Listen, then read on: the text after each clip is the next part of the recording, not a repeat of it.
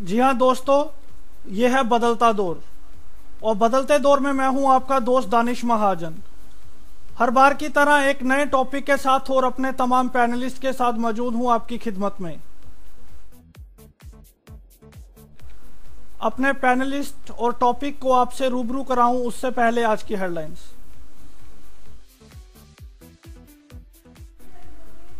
19 तारीख को नीतीश कुमार फिर करेंगे अपने मंत्रियों से बातचीत, लेंगे फैसला कि कौन होगा बिहार का सीएम।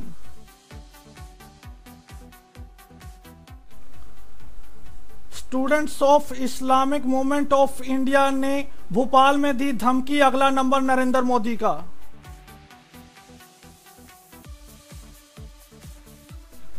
अमित शाह के यूपी में जबरदस्त प्रदर्शन के बाद महाराष्ट्र से न्योता होने वाले हैं 6 महीने बाद विधानसभा के चुनाव, चाहते हैं अमित शाह का साथ।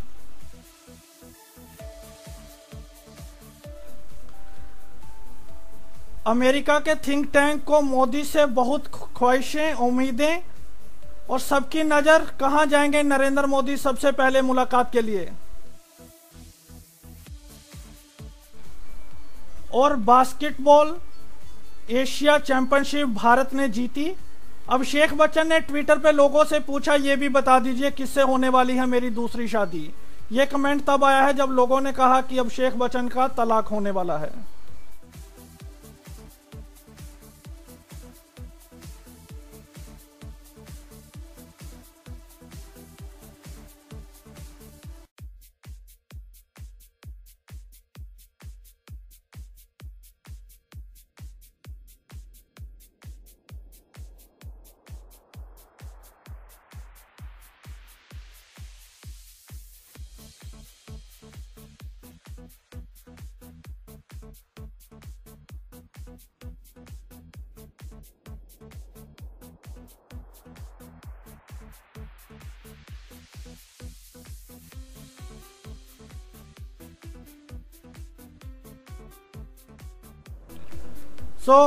मेरे पैनलिस्ट मेरे साथ हैं और देखिए आज का जो टॉपिक है बहुत ही हर लिहाज से ये बहुत इम्पोर्टेंट है। अक्सर इसमें काफ़ी प्रॉब्लम्स आ रही है हम सभी को, और आज हम जानेंगे कि क्या सॉल्यूशंस हैं इन चीज़ों के। आज हम बात कर रहे हैं इंटीग्रेशन एजुकेशन की, उसके क्या एस्पेक्ट्स हैं और स्पेशली क्यों कई जनरल स्कूल्स में ब्लाइंड को एडमिशन देने में हेजिटेशन होती है जहां मना कर दिया जाता है। So my panelist, I have got the vice president of Kerala federation for the blind, mister Habib. You have already heard him in so many discussions on Radio Udan. We have got Ma'am Madhu Singhal. She is the founder member of the Mitra Jyoti, and she is yes ma'am, welcome. We have got Preeti, the director of Silver Lining and also running a fusion group.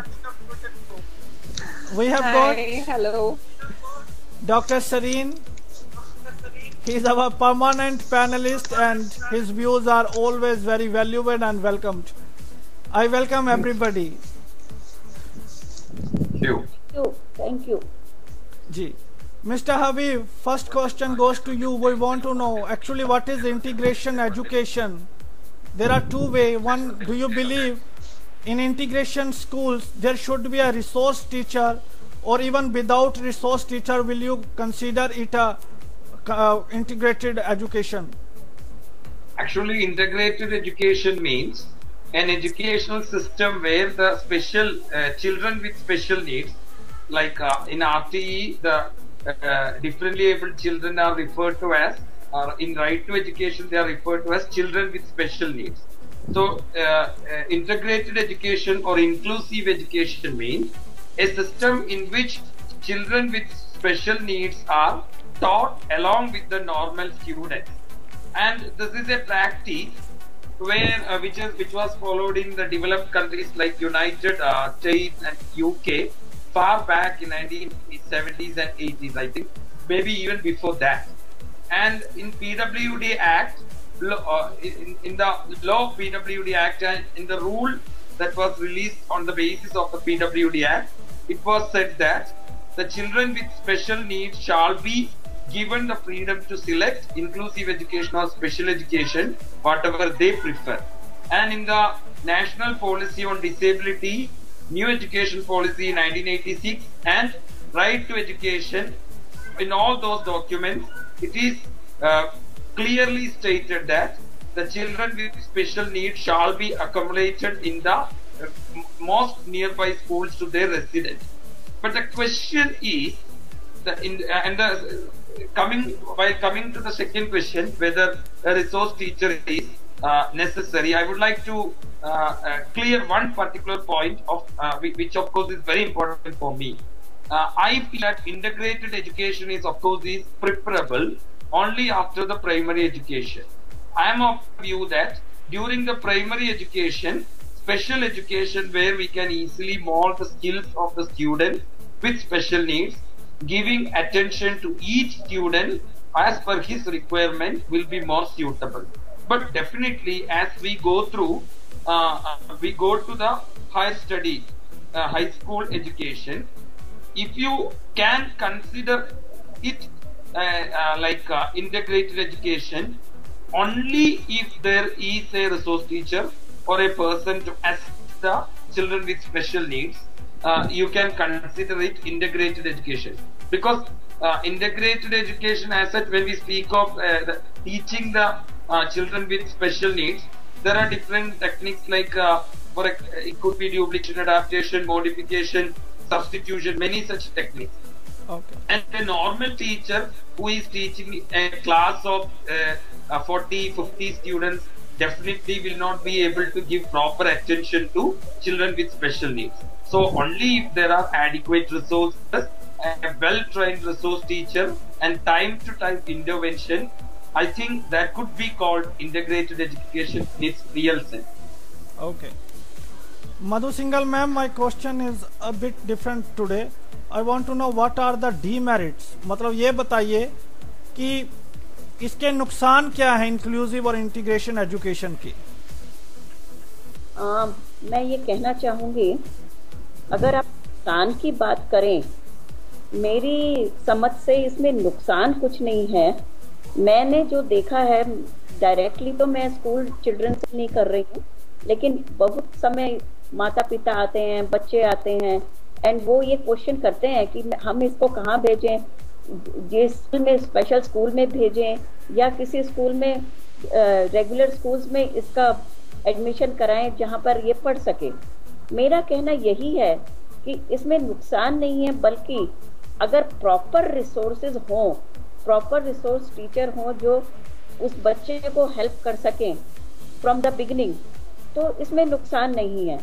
दूसरी बात मैं ये कहना चाहूँगी, बहुत सारे जो school हैं वो बच्चों को लेने में आनाकानी करते हैं और ये सही भी है, क्योंकि उनको इसके बारे में मालूम ही नहीं है, तो वो कैसे बच्चे को उसमें इंटीग्रेशन दे सकते हैं।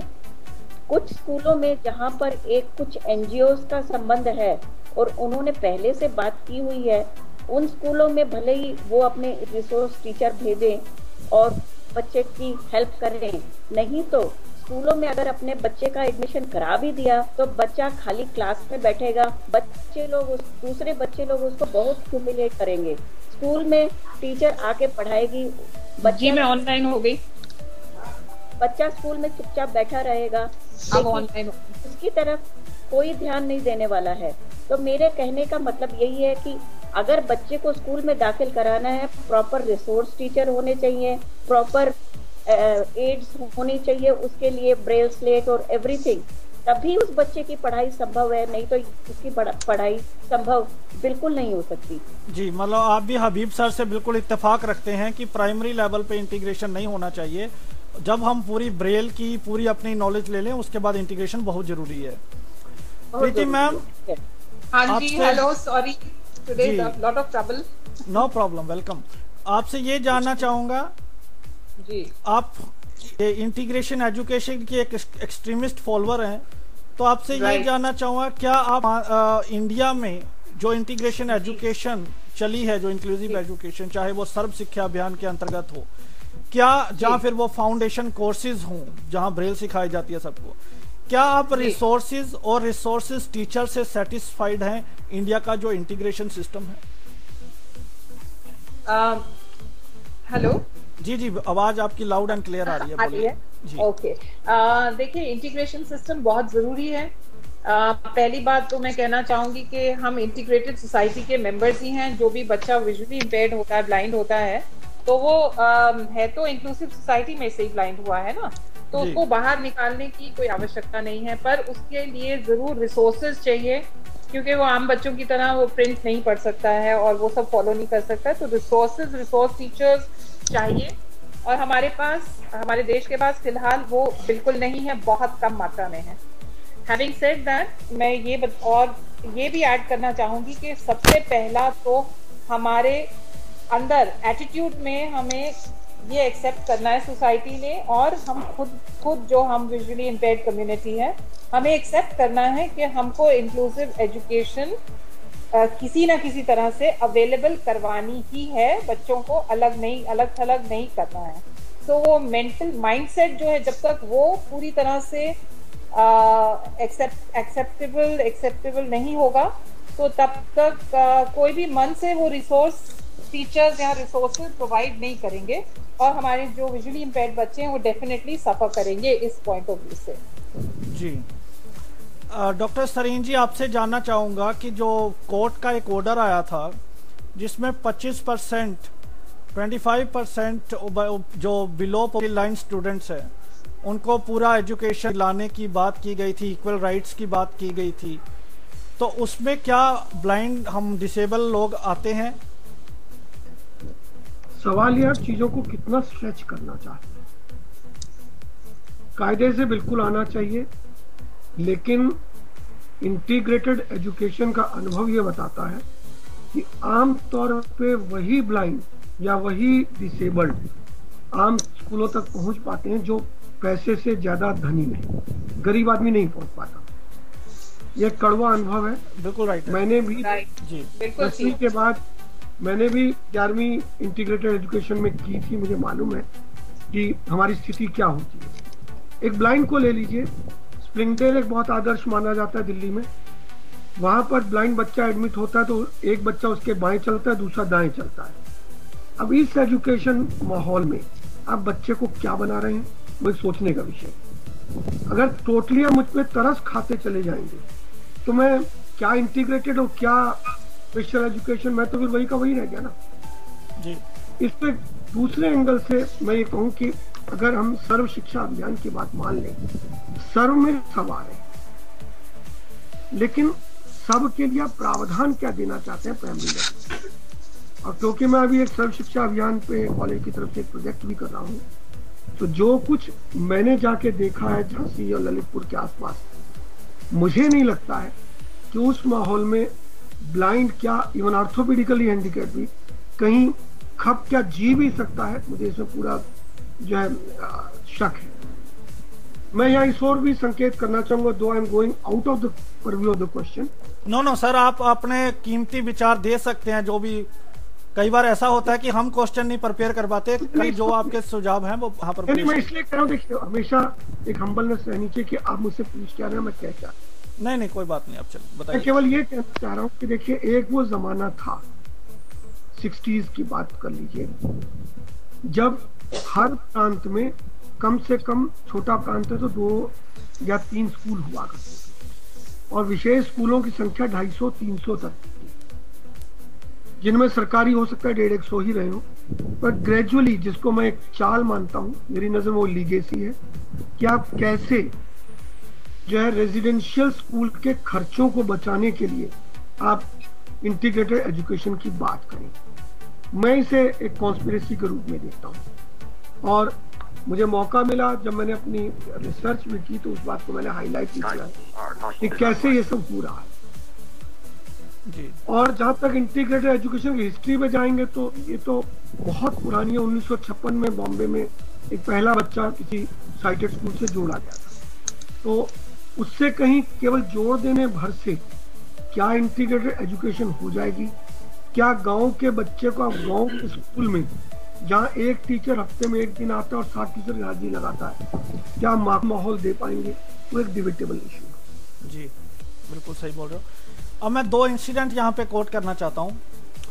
आई am speaking English because we have Habib sir, so it will be easy to understand for him as well. There was a girl named Kashish in Punjab, Ludhiana. She studied from the blind school. She made a plan to go to the integration education. She approached to the Jain school, Jain public school. It is a public school I'm quoting. They have outrightly rejected. Then they contacted our program manager, Miss Jyoti Malik. Jyoti Malik went to the Jain school and convinced the principal. Principal got convinced. She said, we want to have a trial of 15-day trial with this girl. If she pass the trial, she is able to understand the atmosphere, we will surely accept her, admit her in the school. The girl she was passed the examination, the trial. When they don't have any reason to deny this girl after the pass of the trial, then they said, sorry, we cannot take. It is because you can be hurt sometime. Then again our program manager went there. She talked. The principal made excuse. She did not come out. She said, you talk to the director of the school. And the director of the school, Mr. Jain, said, we will not provide your admission at any cost. You can contact with some other schools. We have some examples of the integration school, but they outrightly rejected and said, we can't help you out, kindly contact with anybody else, because we don't want to be the responsible of if anything misfortune took place with that girl. तो यहाँ हबीब sir, I would like to know what is the basic reason for the denial of the blind people in the integrated education? So before coming to this like reason, because I would come to that. Why didn't you tell them that as per the PWD Act, the rule and especially the right to education, like it is clearly said that denying a chance to such a differently able child for education is punishable. It's a punishable offense. So you could have easily, in fact, I think when you come through such situations, like definitely I think we have to have legal intervention to correct the society. And while coming to the reason, of course, the society, even if we are living in the 21st century, where the information and technology has rather revolutionized the life of the visually impaired, they are still believing the dictum that the loss of the eye is equal to the loss of eye, and just like what Father Carroll said. And they still believe that what they experience in the absence of light is what really a visually impaired student is going through, person is going through. As long as this association with darkness and this association of visually impaired with fear, anxiety and restlessness is going on, no? And unless and until they do have a chance to experience it otherwise, they may go through this inhibition. But here again, not only that they are convinced of the fact that this girl is competent, still are not ready to give her, which of course is stubbornnness, which might be corrected through legal intervention. I can give you an example. A very renowned person of our society, Kerala, one Mr. Jaleel, his name, is a teacher now. When he completed his school and went to a high school for admission in his nearby his home, they told him outright that they could not take him. And he met the president of our federation. He went and told him that this would be definitely legal violation. You will have to take him. And they were forced to do that. In the next state youth festival, Kerala State Youth Festival, this particular person got 2 first places in 2 items, mimicry and marvelous song, which was for the first time in the history of that school. And next year, on seeing his educational caliber and his artistic caliber, the principal had apologized to him for whatever had happened. So of course there is this outright denial, which is not only there in the educational scenario, in the employment scenario as well, because they do consider the visually impaired as a burden, and they feel that if they give it to a sighted student, they don't have to worry about it at all. And maybe also because they are less experienced in the welfare like sector, because at least even if they have some problems, if they are experienced in the welfare sector, they would have considered her, because she would have been an asset to her to show to the public. Even that they could not understand. So I think in these cases we must definitely identify what all are the legal provisions which give security to differently able children to attend the inclusive educational institution. And whenever such violations occur, the NGOs shall take a role to see that such provisions are legally imposed on such institutions. जी, हम doctor Sarin से पूछेंगे legal provisions. मधु Singhal ma'am, जब ऐसा denial हो जाता है तो हम इसके सॉल्यूशन क्या है, इसके कारण क्या, ऐसा डिनाइल होता क्यों है, इतना ऑर्थोडॉक्स अभी भी लोग हैं, तो इसके सॉल्यूशन आपको क्या लगता है? Sir, I just would like to say that we have to go to a long way. Here I just would like to quote my own example, but that is, maybe 30-40 years back. I am from Haryana, a small place like Rohtak. Now it has developed, but that time it was not so much developed. And there I learned Braille from a teacher, because my mother couldn't drop me to a school for the visual impaired. But after learning Braille, when I was at home, I was studying. When I was studying in the 6th standard, my mother went to the school where my sister was studying कि आप इसको बिठा लीजिए, बाकी काम मैं करवा दूंगी। वो लोग बिल्कुल रेडी नहीं थे कि हम इसको कैसे बिठाएंगे।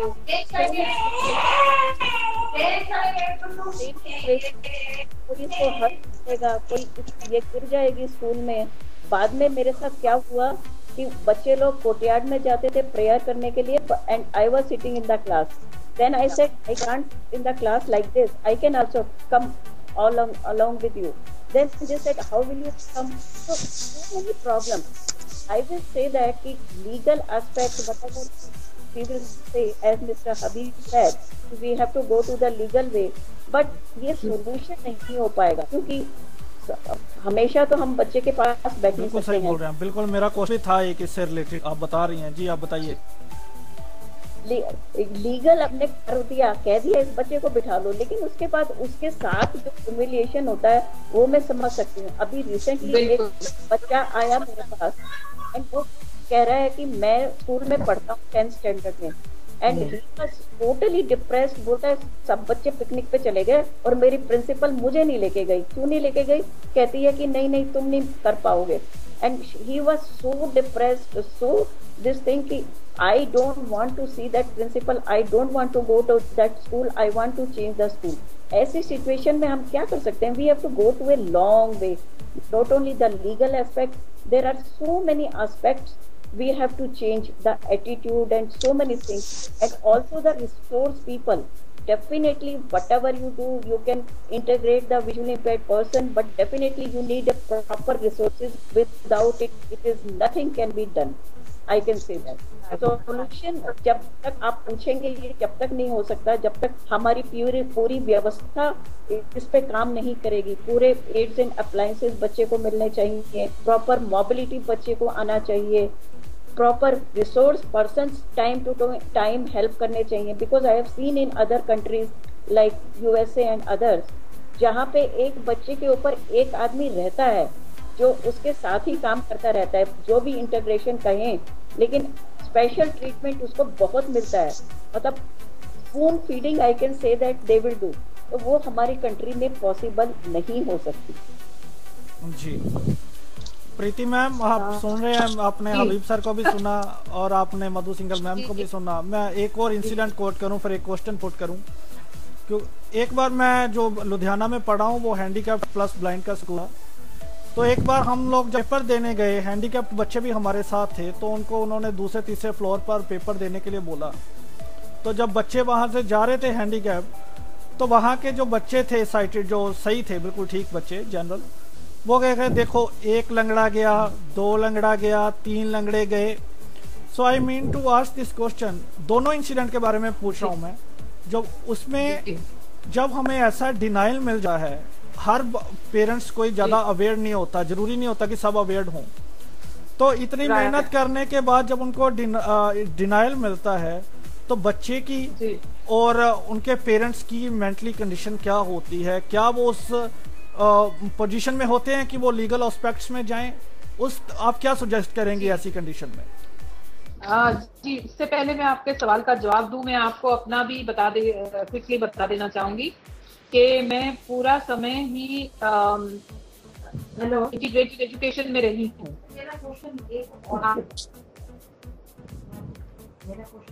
आप लोग मेरी आवाज आ रही है दाने? Yes, yes. So you speak, ma'am. Yes. Okay, yes. Okay.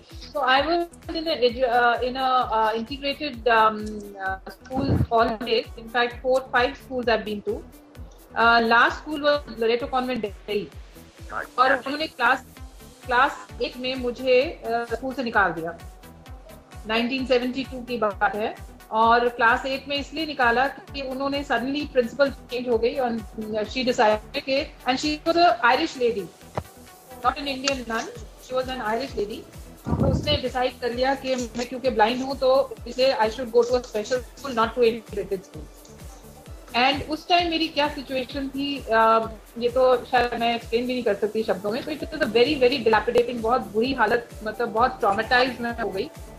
हालांकि मैं इतना डिप्रेस हो गई, इतना अपसेट हो गई थी कि मैंने जो फॉर्मल स्कूल सिस्टम है उसी को छोड़ दिया। मैं इतना स्टबन हो गई थी कि मैं एजुकेशन करूंगी लेकिन फॉर्मल एजुकेशन मैं नहीं करूंगी, बिकॉज एक सिस्टम जो आपको निकाल दे रहा है स्कूल से just because of your blindness is not worth following. तो मेरा उससे भी बहुत नुकसान हुआ। तो ये मैं आपको बताने के लिए आप लोगों से शेयर करना चाह रही थी। It is a very bad thing कि मेंटली आप किसी को लंगड़ा अंधा इस तरह से उसना पड़े बच्चों को, तो ऑफ कोर्स उनका जो भी थोड़ा बहुत मनोबल है वो टूट जाता है। और जब तक हमारी लीगल जो सिचुएशंस हैं, जो हमारे लीगल प्रावधान हैं और जो प्रोसेसेस हैं वो इतने लंबे हैं, तो बच्चा 20 साल तक वो पेरेंट्स लड़ते रहेंगे तो तब तक फायदा क्या होगा? मुझे तो ये बात समझ में नहीं आई जी। So what should one do? Because legal law होगा, ठीक है, बढ़िया, बहुत बढ़िया, लेकिन हमारे लीगल प्रोसेसेस, इनफैक्ट मेरा एक केस चल रहा है ऑलरेडी, उसको 17 साल हो गए हैं, अभी तक कोई डिसीजन नहीं पहुंचा वो, and it's a criminal case. उसका नहीं हुआ तो ये तो सिविल केस नहीं, तो जन्म भर चलते रहेंगे।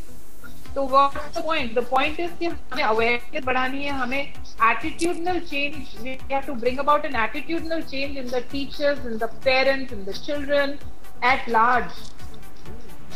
That is one of the solutions that I can see, to have everybody study.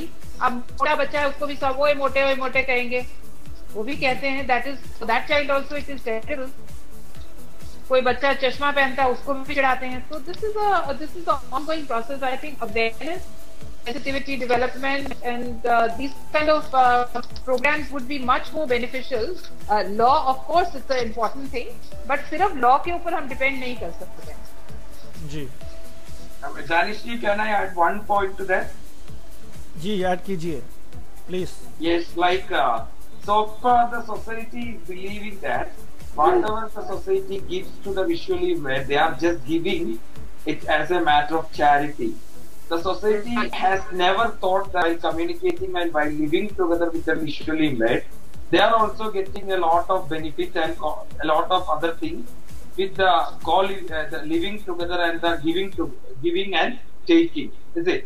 So I think that we must speak about these things as well. When you communicate, when you help, when you teach a visually impaired student or a few visually impaired people, it is not that you are giving something to them, also that you are also getting many things from them. I think we must like talk about such things from this perspective as surely we will talk. Sareen sir, मैं आपसे जानना चाहूंगा, आप थोड़ा सा विस्तार में बताएं कि लीगल प्रोविजंस है क्या प्राइवेट सेक्टर और गवर्नमेंट सेक्टर में लीगल प्रोविजंस भी थोड़े डिफरेंट हैं? इस सूरत हाल में अगर हम लीगल प्रोविजंस में भी जाते हैं तो लीगल प्रोविजंस है क्या और क्या जाना चाहिए या नहीं? जैसे मधु सिंगल मैम ने बोला कि बाद में उनको डिस्टर्ब किया जाता है काफ़ी, और ये वैलिड पॉइंट है। तो क्या हमें लीगल जाना चाहिए या नहीं जाना चाहिए, और लीगल प्रोस्पेक्ट्स है क्या? देखिए, मैं मधु जी की बात से ही जोड़ के शुरू करता हूँ, उसको फिर लीगल प्रोविजन की चर्चा तक जाता हूँ जी। देखिए, मेरी अपनी बहुत सीधी सी समझ है कि अगर हम जिंदगी में ये मान लें कि पतझड़ में हर पत्ते को खाद बनना होता है तभी नए पेड़ पैदा होते हैं, तब तो हम कुछ भी कर गुजर सकते हैं। अगर हमने ये तय कर लिया कि इसी जिंदगी में हमें सब कुछ मिल जाए, बाद के लोग पाए या ना पाए उस बात की बात है, तब शायद हम कुछ भी नहीं कर पाएंगे। एक तो मेरा ये सोचने का एंगल है। दूसरा, लीगल प्रोविजंस की बात कीजिए। अनफॉर्चुनेटली लीगल प्रोविजंस सारे के सारे लागू होते हैं गवर्नमेंट स्कूल्स पे। एक चर्चा जो चली, जिसका इम्प्लाइड मीनिंग लिया जा सकता है कि जितने भी नॉन गवर्नमेंटल स्कूल्स हैं, all those public and private schools, they normally get their land on the concessional basis with the name of that they are providing education, and they get cheaper rate land. So they can be forced on the same ground that if you get cheaper rate land for the education, why can't you accommodate the poorest of the poor? Which nowadays government is more or less saying this. Then in the name of all those things, a typical step is being taken by some of the schools. They adopt some of the colonies and make certain arrangements, special arrangements for those students who come from the poorer section of the society, maybe as a special class after the school. See, I am totally against both the things. Number one, I am against the concept of running one into two. You are running an integrated education wherein under a roof two classes are going, one for the disabled and one for the non-disabled, and so is happening with the co-education. In a class you get girls and boys simultaneously, but they are two in one. They can't interact, they sit separately. Then what is the fun of running all these things? And the legal structure, I'll specifically say that it is only for the government schools. There you can force them, and I know under the given circumstances, majority of the disability never wish to go to the government schools. जी बिल्कुल सही बोल रहे हो। तो ये even कि right to education act के अंदर भी कोई लॉ नहीं है ऐसा प्राइवेट स्कूल्स के लिए? सर्व शिक्षा अभियान जो है ना, राइट टू एजुकेशन, जिसको हम जोड़ेंगे, that is only under the government, और गवर्नमेंट उसके नाम पे स्ट्रक्चर्स खड़े किए जा रही है। आप ललितपुर जैसे पोवर्टी स्ट्रिकन एरिया में हर 2 किलोमीटर पे एक स्ट्रक्चर खड़ा हुआ स्कूल का देखेंगे। तो मैं अभी पीछे प्रोजेक्ट कर रहा था, मैं वर्चुअली देख के आया हूँ। एक प्रिंसिपल को हमें बुलाना पड़ा और आके उसने धमकाना शुरू किया पब्लिक को, तुम्हारी कंप्लेंट क्यों कर रहे हो। एक प्रिंसिपल 3 घंटे तक स्कूल में नहीं आया और बच्चे घूम रहे हैं। अब उस सर्कमस्टांस में आप डिसेबल्ड को कहाँ अकोमोडेट करोगे? That's a big issue. जी, तो in this case we can do anything legally?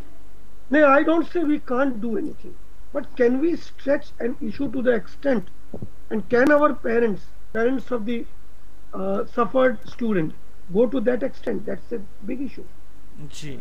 And I agree with the Preeti that, see, the court procedure is such a long hassle you can't think of. So then people say, okay, if not in this school, let's go to other. And I know in Ludhiana there are a couple of schools who are accommodating. जी, तो doctor साहब एक line में ये बताइए हमें क्या करना चाहिए? देखिए, मेरा तो बहुत प्रैक्टिकल एक्सपीरियंस ये है कि 10वीं के बाद वो लड़की जाना चाहती है जिस स्कूल में उसे स्वीकृति मिल जाए, वो अपने जीवन को दांव पे नहीं लगाए। वो जो करना था हम लोगों ने अपने टाइम पे कर लिया, उसके लिए मुझे कोई वो दुख भी नहीं है। हमने बहुत साल तबाह किए उस सारे खेल में।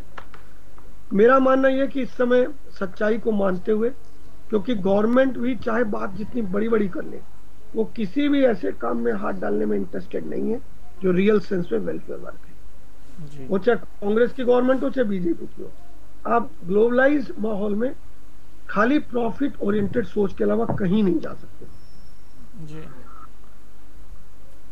जी, तो मेरे पास फोन भी काफी आए हैं आप डिस्कशन सुनते सुनते, और मैं सभी के क्वेश्चंस लूंगा और एक अपील करना चाहूंगा, एक रिक्वेस्ट करना चाहूंगा अपने लिसनर से, आपको जो भी प्रश्न पूछना है तो आप हमें चैट कर सकते हैं। हमारी स्काइप आईडी RADIOUDAAN, बिकॉज मैं स्टूडियो में होता हूँ, स्टूडियो में फोन हैंडल करना पॉसिबल नहीं होता मेरे लिए, तो रिक्वेस्ट होगा सभी से आप मुझे रेडियो डान की आईडी पे अपने क्वेश्चन दें।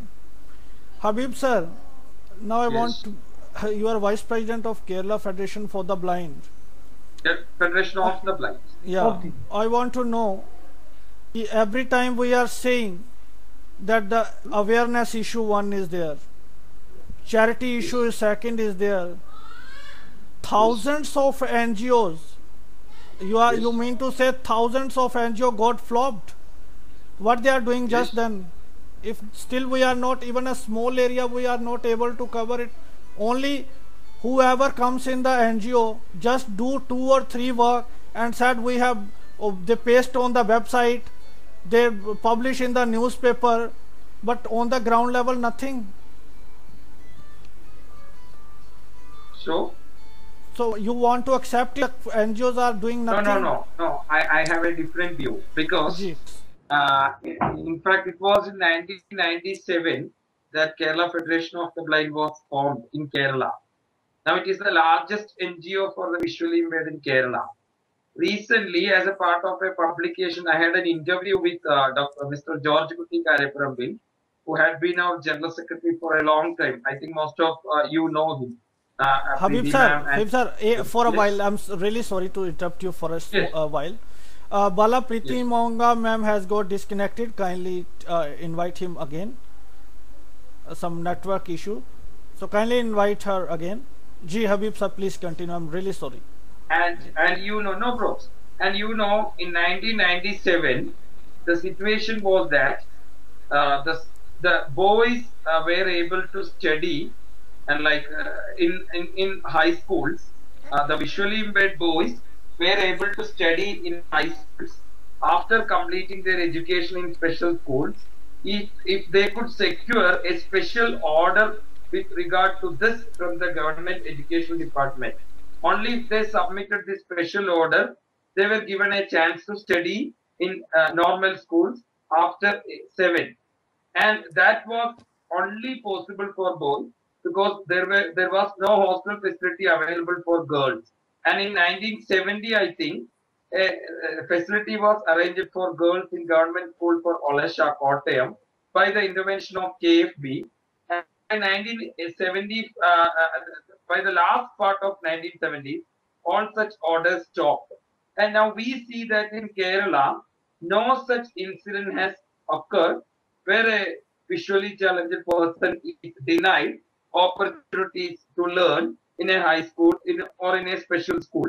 Here again, even with regard to primary sector, the inclusive education, qualitatively I won't say that in the primary level inclusive education is very successful, but theoretically, practically, in almost all the where inclusive students are there, the schools are ready to give admission, and there are resource teachers, and now we have a special department in Kerala. We have a special department, integrated education department, and IEDC, and the DD of that is of course Mr. R. Rajan, who is also one of the vice presidents of Kerala Federation of the Blind. But of course, coming to the qualitative aspect of inclusive education in the primary level, I personally am very disappointed. We still support special education. Kerala Federation of the Blind itself is running 2 special schools in 2 different districts of Kerala. But what I mean is, I am of the view that whatever the visually impaired community have acquired so far, even now you are even at least able to go to a school and say that we want to study here. Even that atmosphere to claim is of course possible only because the NGOs have worked a lot, If the NGOs are not able to change certain things, of course, it is of course with regard to a large society. Secondly, we don't have any role in the administrative process so far, administration process so far. So I don't believe that NGOs haven't played any important role. If the visually impaired society is able to acquire the status that they are enjoying, the educational rights, the employment rights, all those that they are enjoying, of course, it is only on account of the intervention, assertion, and forceful, snatching of the NGOs. जी Habib sir, Preeti, Vala, I would like to request you, if you are there, you are holding the Skype, kindly invite Preeti ma'am. या मधु single ma'am, आपके लिए एक प्रश्न आया है Mrs Sarin से कि वो आपसे जानना चाहती हैं कि आप ये बताएं कि कितना जरूरी है जो डिसेबल्स के जो पेरेंट्स हैं उनको पर्सनैलिटी डेवलपमेंट की क्लासेस देना, उनको अवेयर करना। जब तक वो अवेयर नहीं होंगे तो हम बहुत सारे बच्चों का भविष्य ज़्यादा, जो तो पढ़े लिखे हैं वो तो संवार देंगे, लेकिन बहुत सारे ऐसे हैं, मैंने काफ़ी रिपोर्टिंग की है JNK में, तो वो अपने बच्चों को अभी भी नहीं भेजते हैं। तो इसके लिए हमें किस स्तर पर काम करना चाहिए? वो एकदम सही कह रहे हैं कि it is very important to give awareness, not only awareness, that training to the parents of the disabled children, because I have seen lot of parents come to me and they will ask, oh my God, my child is there and he cannot see. If I will send him to the school, then I am very worried about it. Somebody can hit him, somebody can push him. I said, then they are pushing each other, then what is your problem? So many things we have to tell them. If they are also like others, and you must give their development, they can also grow like others. So you don't think that the person is different from others, and you have to give them training or whatever you can say according to your other children. That is what we always say, but she is very much right that it is very important that not only for the visually impaired people, we have to work for their parents, and we have to create some kind of counseling, training and other things, awareness for them. And I am happy to say that in Mitra Jyoti we do this kind of trainings for them, for their personality development and all. Yesterday we had a workshop on first aid, so we have invited the parents and the well-wisher also. जी Preeti ma'am, welcome. जी Madhu ma'am, continue. Well-wisher also. तो मेरा कहना यही होगा कि ये बहुत जरूरी है कि हम लोग खाली दृष्टिहीनों के लिए ही काम नहीं कर सकते, उनके अभिभावकों के लिए भी हमें इस तरह की जागरूकता लानी ही पड़ेगी, नहीं तो चेंजेस लाना बहुत मुश्किल है, बदलाव लाना बहुत मुश्किल है। जी, ये मैं इस पर भी एक डिस्कशन लाने वाला हूँ, ये बहुत ज़रूरी डिस्कशन है। क्या आप डिसेबल को डिसेबल के लिए छोड़ के साइटेड के लिए कबल जो ठीक लोग हैं उनके लिए काम करना चाहिए? क्योंकि हर बार हम लोग के पास कितनी भी हम डिस्कशंस करते हैं, आ जाके निकलता है अवेयरनेस की कमी। तो अब अवेयरनेस कब आएगी? जब हजारों NGO काम कर रही है तब भी नहीं आ रही। तो डिफरेंट स्टेट में, डिफरेंट सिटी में हर जगह NGOs हैं, फिर भी अवेयरनेस नहीं आ रही, तो फिर कब आएगी? जी प्रीति मैम, मैं आपसे पूछना चाहूँगा, अभी हबीब सर ने बोला कि केरला में ऐसा कुछ नहीं है, पीपल आर वेरी एजुकेटेड, और वहाँ किसी के साथ ऐसा डिनाइल नहीं हुआ किसी के साथ, वहाँ पर उनकी जो NGOs है उन्होंने बड़ा अच्छे काम किया है। तो ये आप क्या मानती हैं कि वहाँ की ये एटमॉस्फेयर ही ऐसा है, दे आर वेरी एजुकेटेड, अगर वहाँ ये कुछ हो सकता है तो देश के बाकी हिस्सों में क्यों नहीं? देखिए, वो तो सब जगह सकता है, ऐसी बात नहीं है, लेकिन विलिंगनेस जो है वो प्रोबेबली एजुकेशन बिल्कुल हेल्प करती है। जब आप एजुकेटेड होते हैं तो उसमें आपका जो सोच है वो ब्रॉड हो जाती है, ब्रॉड माइंडेड इंसान हो जाता है, तो ऑब्वियसली अवेयरनेस एजुकेशन के थ्रू बढ़ सकती है। लेकिन बाकी स्टेट्स में क्या है कि अवेयरनेस से ज्यादा मेरे हिसाब से विलिंगनेस जो है वो बहुत कम है, और हम इस इशू को देखना नहीं चाहते हैं। हमें बहुत नेगेटिव लगता है कि एबल बॉडीड बच्चों के साथ डिसेबल बच्चे एजुकेशन ले रहे हैं। और खास करके मैं दिल्ली की बात बोलना चाहूंगी, स्कूल्स कम है, बहुत कम है, बच्चे बहुत ज्यादा हैं, एक नीड भी नहीं है। मतलब एडमिशन आम बच्चों को, जो नॉन डिसेबल बच्चे हैं उनको भी एडमिशन नहीं मिल रही हैं, तो डिसेबल बच्चों की तो बात कौन करने वाला है? तो कौन इसको लेके, इस फ्लैग को लेके कौन आगे बढ़ने वाला है कि आप डिसेबल बच्चों को सीट्स दे? क्योंकि जगह ही नहीं है, स्कूल्स बहुत कम है और फिर विलिंगनेस तो है ही नहीं। तो आई थिंक ये एक बड़ी बात है। जो प्रॉब्ली केरला का सिचुएशन मुझे नहीं पता है कि स्कूलिंग, क्योंकि एजुकेशन वहाँ है, तो आई एम श्योर जो स्कूल्स हैं और एजुकेशनल इंस्टीट्यूट्स हैं वो अबंडेंस में है, काफी हैं।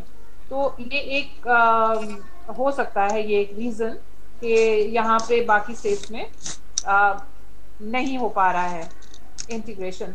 और एक और बात मैं पॉइंट आउट करना चाहूंगी कि काफी स्कूल्स जो आज से 10 साल पहले 10 से 5 साल पहले इंटीग्रेटेड एजुकेशन में बच्चों को पढ़ा रहे थे, उनमें भी बहुत स्कूल्स जो ऐसे हैं उसमें और बच्चे अब है ही नहीं।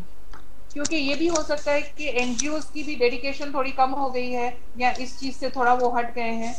तो ये बात क्या बात है, ये मुझे अभी तक इसका कुछ सोच विचार मतलब इसका कुछ रिसर्च मैंने नहीं किया है, लेकिन ये इस तरह से देखा गया है कि बहुत सारे स्कूल्स में अब बच्चे है ही नहीं जो इतना आगे बढ़ के बच्चों को एजुकेट कर रहे थे, उनमें इंटीग्रेशन खत्म होती जा रही है।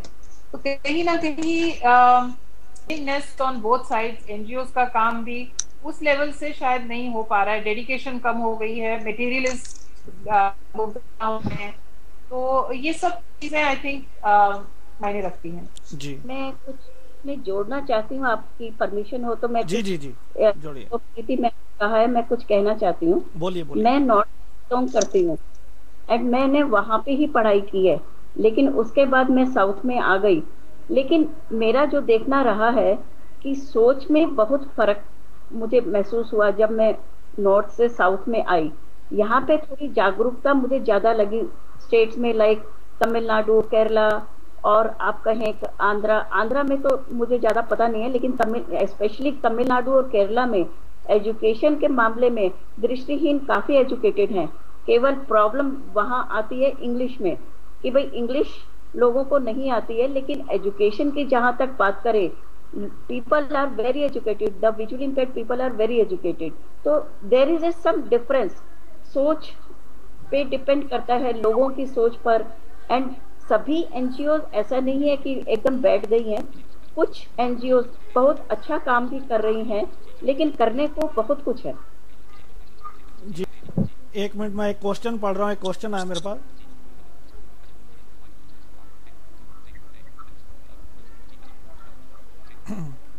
जी सरीन सर, मैं क्वेश्चन से पहले आप आना चाहता हूं। जैसे अभी आपने हम बात चल रहे हैं, एक तो मैं ये जानना चाहूंगा कि जो 2 सवाल आपको देता हूं मैं। एक तो अगर हम एनजी पास भी जाते हैं तो मोटे तौर पे सब माइंड में एक ही बात आती है, legal.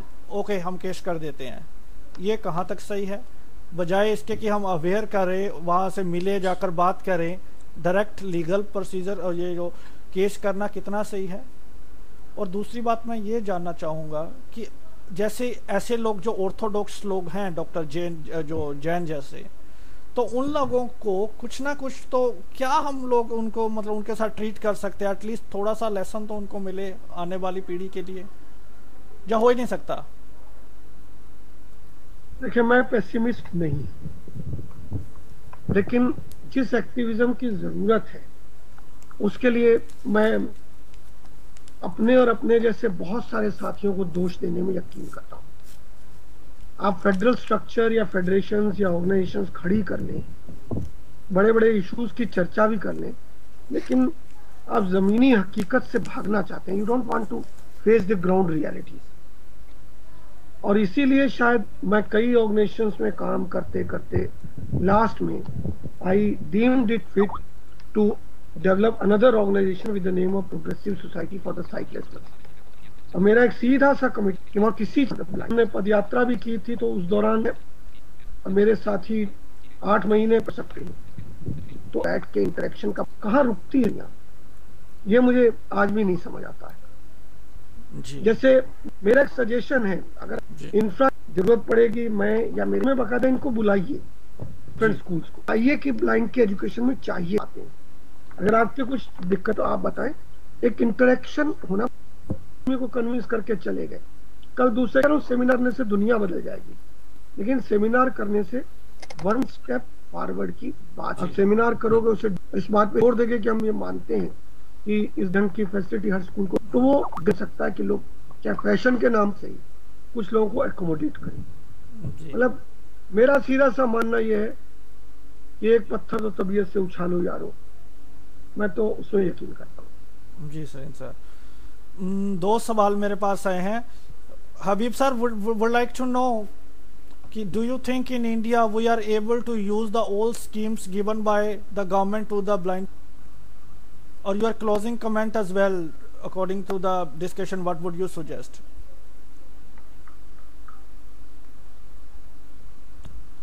Are you there, Habib sir? I think somewhere disconnected. Some disconnected.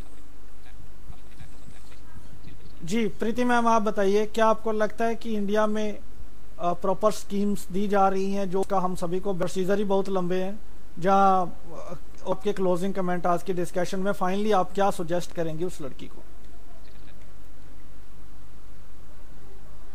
She is also not there, I think. Preeti ma'am, she has also got disconnected. Both of them have to be fine. Your voice is not fine, Bala. I have many questions. जी Madhu Singh ma'am, आप बताइए। आपका question था कि ये स्कीमें जो हैं गवर्नमेंट ने जो बनाई हैं जी, इसका क्या यूज हो रहा है, वेदर एवरीबडी इज टेकिंग जी डिसेबल्स को। जी ये बीसी गुप्ता जी का सवाल है आपसे। जी अच्छा, नहीं, मेरा कहना ये है कि स्कीमें तो बहुत हैं जो कि गवर्नमेंट ने बनाई हैं, लेकिन स्कीमों की दृष्टि को शामिल नहीं करेंगे, ये कभी भी फल फूल नहीं सकेंगी स्कीम।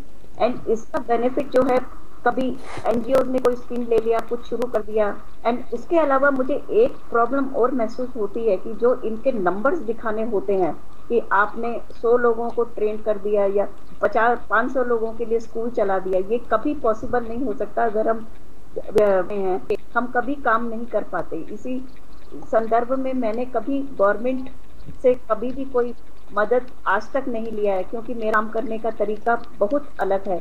एक इंडिविजुअल के साथ ही लेकर हमें काम करना है जब हम दृष्टिहीनों के साथ काम करते हैं।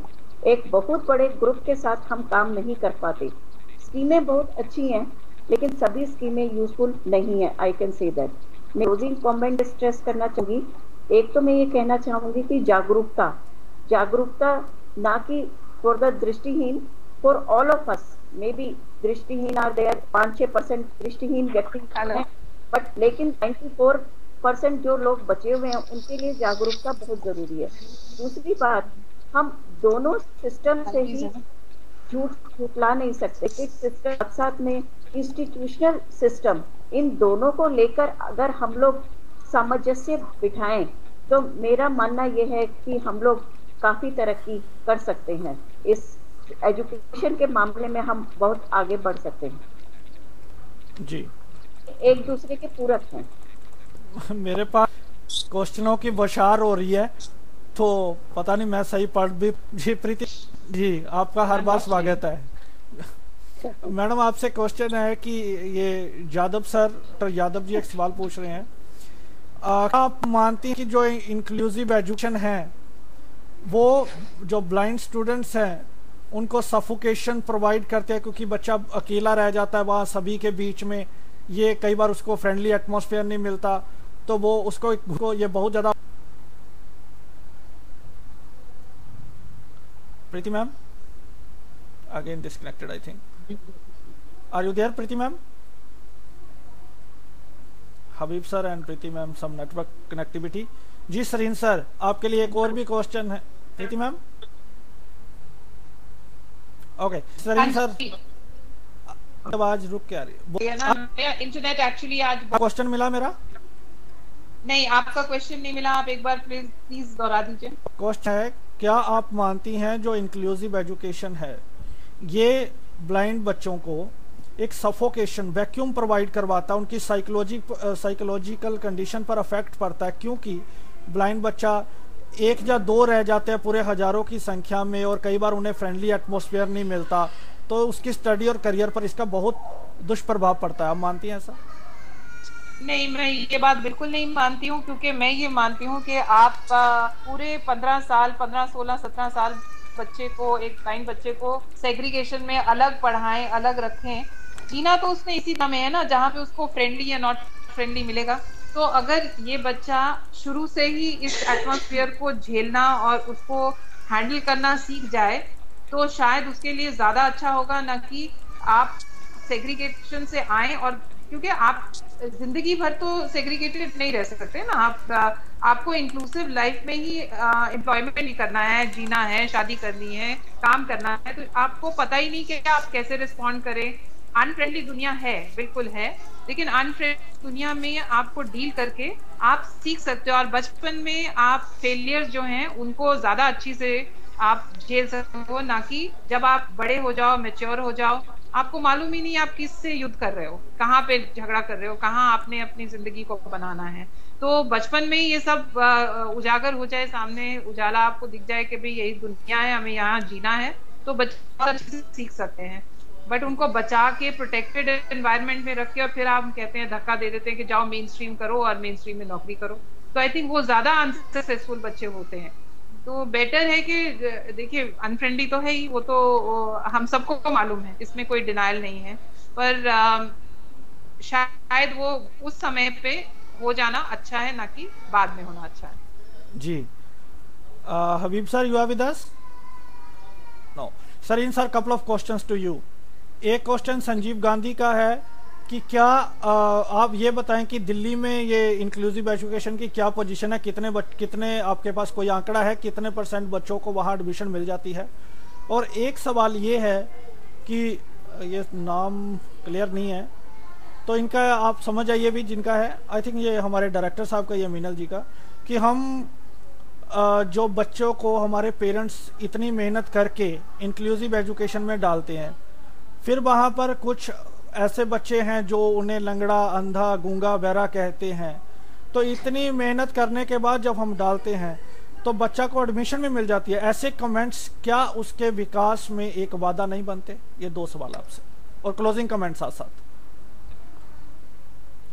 देखिए, वैसे तो दिल्ली का कोई सर्वे नहीं हुआ है इस ढंग से, इंक्लूसिव में कितने पढ़ते हैं, इंक्लूसिव में कितने पढ़ते हैं, लेकिन मैं एक जमाना जानता हूँ, गवर्नमेंट स्कूल की अति कृपा मानूंगा।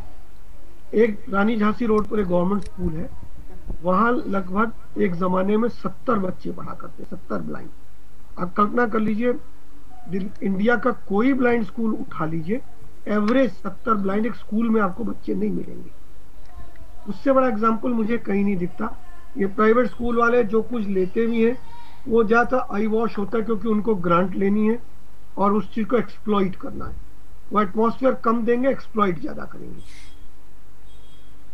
दूसरी बात, ये जो शब्दों का इस्तेमाल है, मुझे याद है जिस समय PWD एक्ट बन रहा था, एक चर्चा आई थी कि जैसे SC ST एक्ट में कहा गया, क्या किसी को चमार या किसी को भंगी कहोगे तो केस हो सकता है जी, ऐसा ही केस किया जाए किसी को लंगड़ा या अंधा कहा जाए तो। लेकिन वो बात चल नहीं पाई। कारण क्या है, कहाँ दब गई? क्या संगठन उतना प्रेशर नहीं बना पाए? कहीं गड़बड़ है, क्योंकि मैं उस सारे PWD एक्ट के मैकेनिज्म में कहीं ना कहीं जुड़ा रहा, क्योंकि उस एक्ट को बनाने में लाल अडवाणी जी की अपनी अहम भूमिका थी। मैं वो लाल कृष्ण अडवाणी की बात नहीं कर रहा हूँ। सर, ये जो बातें आप बताते हैं, हमारे सामने तो किसी का नाम आता ही नहीं है, हमें तो 2-4 नाम ही पता है जिन्होंने बनाया है। ये तो आपकी बड़ी मेहरबानी है कि आप सभी इस डिस्कशन के माध्यम से आप सही जानकारी सभी को मिल रही है, तो आप काइंडली शेयर कीजिए। वो तो एक कोशिश है, बस वो आपकी कोशिश है कि आप लोग इस फोरम को दे रहे हो यूज करने के लिए, and for that we are highly obliged. अच्छा, मैं ये कह रहा था कि क्योंकि अडवाणी साहब खुद ब्लाइंडनेस को झेलते हुए एक म्यूजिक इंस्ट्रक्टर से और बाकायदा अंडर सेक्रेटरी रैंक तक रहकर उन्होंने जिंदगी देखी थी, उन्होंने इस बात को वर्चुअली माना था कि ऐसा होना चाहिए। लेकिन हर चीज आप सिंपली गवर्नमेंट से मनवा नहीं पाते, lot of hurdles are there. और आपको ये जान के बहुत आश्चर्य होगा, ये जिस पीडब्ल्यूडी एक्ट की हम बात कर रहे हैं उसकी जेनेसिस भी ढूंढे तो 1981 में पहला एक ब्लाइंड पर्संस एक्ट बना के लाल अडवाणी ने दिया था, लेकिन पॉलिटिकल रीजन से पास ही नहीं हुआ। तब उसको क्या कीजिएगा, आप बहुत सारे प्रेशर के तहत हैं। और ये बहुत साफ है कि इस बात को हमें मान के चल लेना चाहिए कि दुनिया हमारे लिए नहीं बनी है। और मैं इस बात को बिल्कुल नहीं मानता कि कोई हमें डिग्निफाइड मानेगा। मेरा तो सीधा मानना है कि छीन सको तो छीन लो, अदरवाइज कोई रास्ता है नहीं। बहुत अच्छे कहा, बहुत अच्छे जी। और अंतिम कमेंट के तौर पे मैं ये मानता हूं कि मतलब पहली चीज तो मैं ये नहीं मानता कि ऑर्गेनाइजेशंस कुछ नहीं कर रहे, क्योंकि मैं केएफबी की हिस्ट्री भी पढ़ चुका हूं। Perhaps it is the oldest organisation which talks about lead the blind and led the blind. और जब तक हम खुद उठ के अपनी बात को खुले तौर पे लोगों में कहने को तैयार नहीं होंगे, सोचो छोटे छोटे काम गायब हो गए। व्हाइट कैन डे मनाते थे, व्हाइट कैन डे में क्या बुराई थी, कौन सी पॉलिटिक्स थी? हम खुले तौर पे बता रहे थे कि हम कितने सेल्फ डिपेंडेंट हैं। वो मनाने का क्रम खत्म हो गया। हम 3 दिसंबर को भी मना रहे हैं तो केवल एयर कंडीशनड हॉल्स के अंदर, बाहर आम दुनिया से कहाँ जुड़ रहे हैं। और मेरा मानना यह कि जब तक आम दुनिया में घुस के चिल्ला के नहीं कहोगे कि हम योग्य हैं, कोई मानने वाला नहीं। तो उसके लिए प्रीति मैम की हम सराहना करते हैं। इनका फ्यूजन ग्रुप ऐसा ही है जिसमें ये साइटेड और ब्लाइंड को सभी को जोड़ रही है एक साथ। अच्छा, एक कमेंट में टाइम ओवर हो चुका है, मैं माफी चाहता हूँ। अगले शो के हमारे डायरेक्टर साहब हैं, उनसे वो सिर्फ एक सेंटेंस में एक सेंटेंस आप तीनों से जानना चाहूंगा, सिर्फ एक मिनट के लिए, कि प्लेटफॉर्म ये बन चुका है और बहुत पॉपुलर हो चुका है आप सभी के इन्वॉल्वमेंट से। बहुत सारी एनजीओ प्लेटफॉर्म पर आकर अपने विचार व्यक्त करने से डरती क्यों है? वो क्यों नहीं आना चाहती? क्यों हमारे क्वेश्चंस को फेस नहीं करना चाहती जबकि वो हमारे लिए काम कर रहे हैं? क्या हमारा राइट नहीं है उनसे ये पूछना या उनका बताना? दानिश, मैं बोलूं? जी जी, शुरू कीजिए। जी जी। देखिए, एनजीओ का तो मुझे मालूम नहीं, क्योंकि किसी के ऊपर उंगली उठाना या ना उठाना तो मैं इस बात को I don't think I am capable of saying anything. लेकिन जो आदमी सच बोलता है, जो छोटा मोटा भी काम कर रहा है, थोड़ा भी काम कर रहा है, वो जरूर डंके की चोट पे कर रहा है। और मैं एक छोटी सी यहाँ पे फ्यूजन के बारे जो आपने कहा, आज हमने फ्यूजन की मीट आज ऑर्गेनाइज की थी मेरे ही ऑफिस में, क्योंकि उसमें हमने पर्सनल डेवलपमेंट के ऊपर काम शुरू किया जो हम हर महीने करेंगे। और मैं आज इतनी खुश हूँ, मैंने सोचा था 5-6 लोग आएंगे सिर्फ, लेकिन आज 18 लोग थे। और 18 में फॉर द फर्स्ट टाइम जो रेशो ऑफ डिसेबल्ड थे, उसमें एक सेरेब्रल पल्सी से भी एक लड़का था। तो जो डिसेबल्ड और एबल में जो रेशो था, 10 डिसेबल्ड थे और 8 नॉन डिसेबल्ड थे। तो आज मैं सच में बहुत खुश हूँ कि इतना बड़े तादाद में, मतलब हमारा जो नॉन डिसेबल्ड क्राउड है वो बढ़ने लगा है। एंड आई थिंक हम सड़कों पे घूमने की बात जो कही थी, बिल्कुल हमें हर जगह जाके शोर मचाना है कि हम जो कर रहे हैं बाहर खुले में करें, चौड़े में करें, तो हमारा जरूर लोगों को होश आएगी कि कितना बड़ा टैलेंट पूल वो मिस कर रही है, हम लोगों को एक्सक्लूड कर। जी जी प्रतिमा धन्यवाद। जी मधु सिंघल मैम, आपका से एक 30 सेकंड में आंसर चाहूंगा। मुझे ये क्या है कि भाई जैसे प्रीति मैम ने कहा कि एनजीओ वगैरह के बारे में मैं नहीं कहना चाहती हूँ, क्योंकि उसमें बहुत सारे लोग जुड़े हुए हैं और बहुत सारे रीजंस भी हैं। लेकिन अगर इंडिविजुअली अगर आप मुझसे पूछें तो आई कैन से दैट कि a visually impaired person can say that I want to include myself. That is the sentence I want to use it, कि अगर मैं अपने आप को इंक्लूड करना चाहूंगी तो कोई डिनाई नहीं कर सकता, I will be included in the society. जी सरीन सर, और सरीन सर एक क्वेश्चन फिर से आ गया, last question of the day and आपका जो मेरा इसी सवाल का ये क्वेश्चन ये है कि कब तक हम सेमिनार और अवेयरनेस के चक्कर में पड़े रहेंगे? कब ऐसा दिन आएगा जब एटलीस्ट 10th के बाद ब्लाइंड को डायरेक्ट एडमिशन, एटलीस्ट 10th के बाद ओपनली हर स्कूल में एडमिशन मिल जाएगी? कितना टाइम लगेगा? देखिए, मैं अपनी बात को यहाँ से शुरू करना चाहूंगा। मैं बेसिकली कम्युनिस्ट विचारधारा का व्यक्ति हूँ। मेरी सीधी सीधी मान्यता है कि हर वर्तमान पीढ़ी को आने वाली पीढ़ी के लिए खाद बनना जरूरी है। आप बलिदान करने की ताकत रखते हैं तो सवेरा आएगा, नहीं रखते हैं तो कुछ नहीं आएगा, ऐसे ढुलमुल ढुलमुल चलता रहेगा। और जहां तक संगठन की बात है, मैं गलती से ही सही प्रोग्रेसिव सोसाइटी फॉर द, आप तीनों किसी एनजीओ के हो, मुझे डर भी लगता है आप लोगों से कहीं। नहीं यहाँ कुछ नहीं, मैं तो बहुत ओपनली ये बात कह रहा हूँ कि आप कभी भी जब भी ये महसूस करें, लीव असाइड दिस रेडियो उड़ान ओनली, जहां लगता हो कि कुछ किया जा सकता है, तो मैं तो ओपनली किसी भी टाइम पे बिना किसी शर्त के आ सकता हूँ, पार्टिसिपेट कर सकता हूँ। ये मैं पर्सनली ऑर्गेनाइजेशन तो कोई शुभा नहीं है। मेरा मानना है कि घर बैठ के कुछ नहीं होने वाला। सही कह रहे हैं, हम लोग सब तैयार हैं, इसीलिए मैंने कहा I can include my self. या आई नो। अब मैं इसीलिए ये भी एक सूचना दे रहा हूँ, हालांकि बहुत अभी से इन्फेंट स्टेज पे है।